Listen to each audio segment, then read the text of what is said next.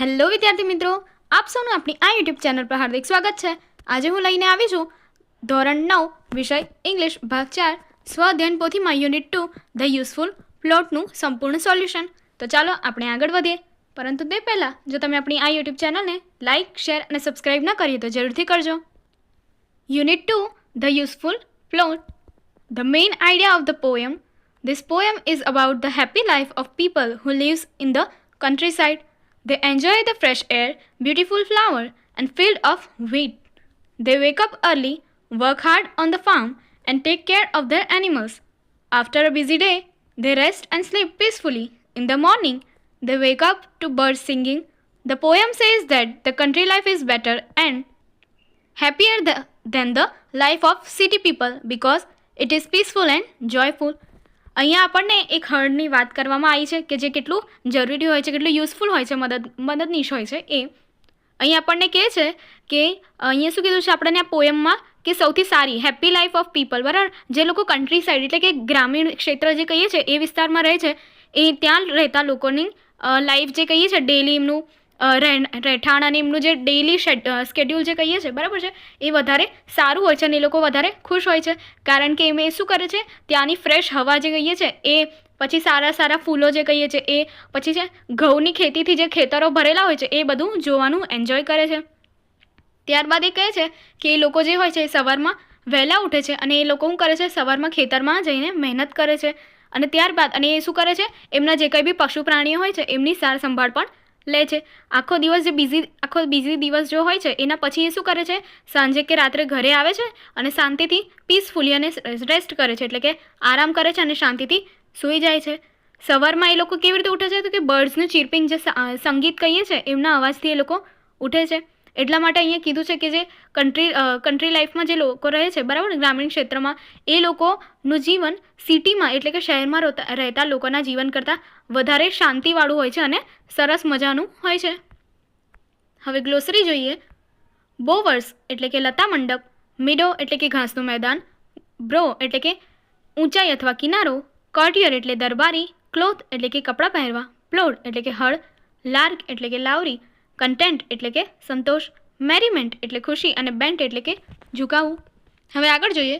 Reading કોમ્પ્રિહેન્શન્સ એટલે કે અહીંયા જે કોમ્પ્રિહેન્શન્સ આપ્યા છે એમને વાંચવાના છે અને એના ઉપરથી આ સ્ટેન્ઝા જે આપણને અહીંયા આપ્યા છે એ વાંચીને એના બેઝ પર જે ક્વેશ્ચન્સ કર્યા છે એના આપણને આન્સર્સ આપવાના છે। તો ચાલો આપણે આગળ વધીએ। A country life is sweet in a moderate cold and heat, to walk in the air, how pleasant and fair, in every field of wheat, the fairest of flowers adoring the bowers, and every meadow's brow, so that I say no courtier may compare with them who clothe in grey and follow the useful plot. Okay, તો આપણને આજે stanza આપ્યો છે પોયમનો એ જોયો આપણે। હવે એના ઉપરથી ક્વેશ્ચન્સના આન્સર જોઈએ। First question, how does the poet describe country life? The poet describes country life as sweet, pleasant and peaceful. Okay, તો અહીં આપણને કીધું છે કે પોએટ જે હોય છે કવિ એ આ ગ્રામીણમાં રહેતા લોકોની જે લાઈફ છે એને કેવી રીતે ડિસ્ક્રાઇબ કરે છે, એનું વર્ણન કેવી રીતે કરે છે। તો અહીં આપણને કહ્યું છે કે જે પોએટ એટલે કે કવિ જે છે, કવિતા છે, આપણને પોએટ અહીંયા પોએમ આપ્યું છે એટલે કે કવિતા, અને જે એને ડિસ્ક્રાઇબ કરે છે એ પોએટ છે એટલે કે કવિ છે, અને એ કેવી રીતે એનું વર્ણન કરે છે કે કન્ટ્રી લાઈફ એટલે કે ગ્રામીણ ક્ષેત્રમાં જે લોકો રહે છે એમનું જીવન કેવું હોય છે, સ્વીટ એટલે કે મધુર હોય છે, પ્લીઝન્ટ એટલે કે અતિ સુંદર હોય છે, અને પીસફુલ એટલે કે એકદમ શાંતિપૂર્વક ભર્યું હોય છે। ક્વેશ્ચન 2 જોઈએ આપણે।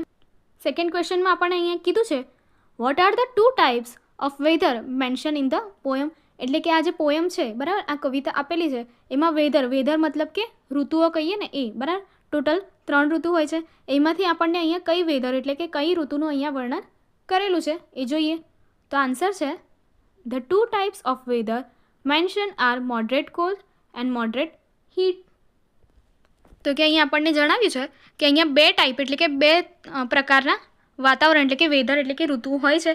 તો અહીંયા ક્યાં કીધું છે મોડરેટ કોલ્ડ એટલે કે મધ્યમ ઠંડીવાળી ઋતુ કહીએ છીએ એવી, અને મોડરેટ હીટ એટલે કે જેમ ઉનાળો હોય છે એવો મધ્યમ ઉનાળો, મધ્યમ ગરમીવાળો ઉનાળો હોય છે। તો અહીંયા આપણને 2 ઋતુઓ વિશે કીધું છે।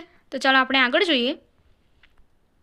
Question 3, what does the poet enjoy about walking in the air, એટલે કે અહીંયા જે કવિ છે, બરાબર છે, એ વોકિંગ ઇન ધ એર એટલે કે હવામાં ચાલવામાં શું પસંદ કરે છે? સો જોઈએ answer. The poet enjoys that walking in the air is pleasant and fair એટલે કે પોએટ જે છે, કવિ છે, એ શું છે, હવામાં ચાલવાનું એ શું કરે છે? આનંદિત અને સુંદર માને છે. Question 4. What is found in every field mention in the poem એટલે કે અહીંયા શું કીધું છે? એવરી ફિલ્ડ એટલે કે જે કંઈ બી ખેતરો છે, બરાબર છે, એમાં શું જોવા મળે છે કે જે આપણને આ કવિતામાં આપણને લખીને દર્શાવેલું છે, કે જે અહીં આપણને મેન્શન કરીને આપેલું છે. તો જે રીતે આપણે કવિતામાં જોયું કે અહીંયા વીટ એટલે કે હરેક ખેતરો શું છે? ઘઉંની ખેતીથી ભરેલા છે. એના ખેતરો ઘઉં એટલે ઘઉંની જે ખેતી થાય છે એનાથી એ ખેતરો ભરેલા અહીંયા જોવા મળે છે. તો અહીંયા આપણને આપ્યું છે wheat is found in every field mention in the poem. Question 5.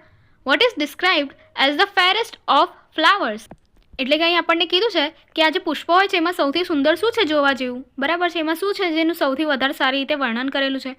So the flowers adorning the bowers are described as the forest of flowers તો કે ફૂલોમાંથી જે લતાઓ નીકળે છે, બરાબર છે, એ જ એનું અહીંયા વર્ણન કરેલું છે જે સૌથી સુંદર છે.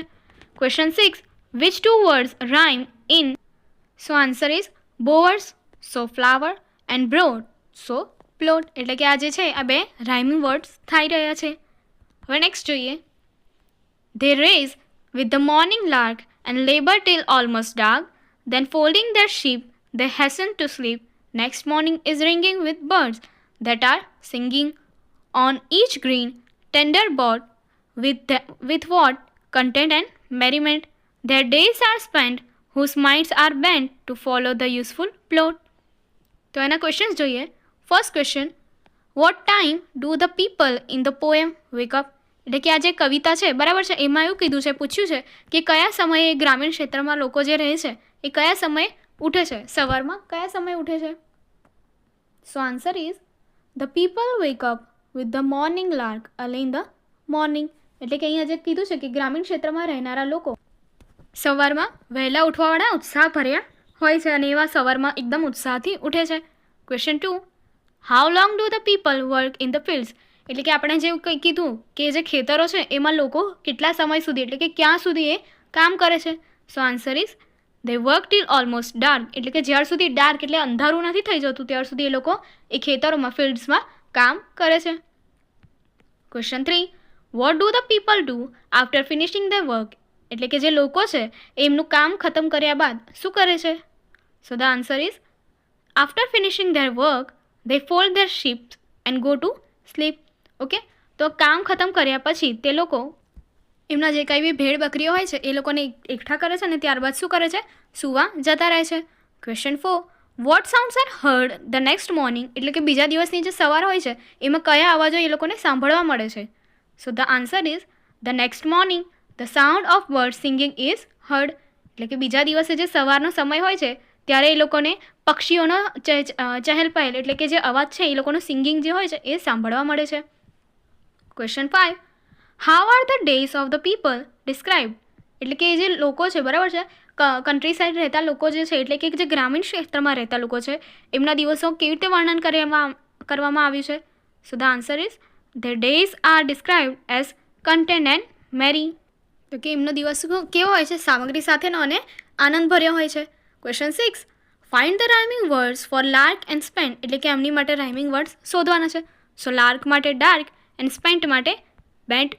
અહીંયા આપણને હવે આગળ જોઈએ origin of the world. Okay, એટલે કે અહીંયા જે આપણને એક શબ્દ આપ્યો, એક વર્ડ છે ટી શર્ટ, એનું ઓરિજિન કેવી રીતે એટલે કે એનો ઉદ્ભવ કેવી રીતે થયો એના વિશે લખ્યું છે. The word T shirt comes from the shape of the shirt which resembles the letter T. When laid flat, the style became popular in the early 20th century and was especially common in the military, where soldiers wore it as an undergarment. It later became a mainstream fashion item. એટલે કે આ T શર્ટનો જે ઉદ્ભવ છે એ કેવી રીતે થયો હતો કે એનો જે આકાર હતો શર્ટનો એના પરથી કે જે લેટર ટી હોય એવું દર્શાવતો હતો અને 20મી સદીની જે સેન્ચુરી હતી, બરાબર છે, ત્યારે આ લોકો એનો ઉપયોગ કેવી રીતે અંડરગાર્મેન્ટ તરીકે કરતા હતા અને સ્પેશિયલી આ ક્યાં કોમન હતું તો કે મિલિટરીમાં સોલ્જર લોકો જે હતા એ લોકો એનો અંડરગાર્મેન્ટ તરીકે વધારે ઉપયોગ કરતા હતા અને ત્યારબાદ એ ફેશન તરીકે વપરાવામાં તેનો ઉપયોગ થવા લાગ્યો. આગળની એક્ટિવિટી જોવા માટે અહીં આપેલી એન્ડ સ્ક્રીન પર ક્લિક કરો. Thank you.